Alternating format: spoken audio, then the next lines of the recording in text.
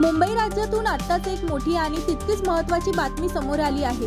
सरकारी दस्तावेज असो किंवा साधी नोटरी करायची असो, तसेच बँकेतून कर्ज घ्यायचे असो, सर्वसाधारणपणे नागरिकांना किमान 100 रुपयांचा स्टॅम्प पेपरवरून दस्तावेज तयार करता येत होते। 100, 200 आणि 500 रुपयांच्या स्टॅम्पवर नागरिकांचा दस्तावेज ग्राह्य धरला जात होता।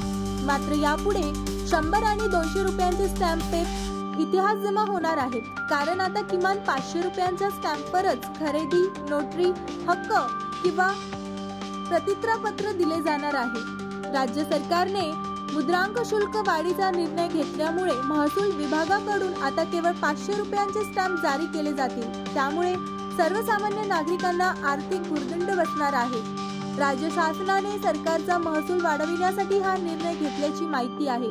तहसील किंवा महसूल कार्यालयात अवघ्या 100-200 रुपयात स्टॅम्प केले जात। वैयक्तिक कारणांसह बँक व विविध कामांसाठी केल्या जाणाऱ्या प्रतिज्ञापत्रासह साठे खतानंतरचे खरेदी खत, हक्क सोडपत्रासाठी आता 500 रुपयांचे मुद्रांक शुल्क मोजावे लागणार आहे।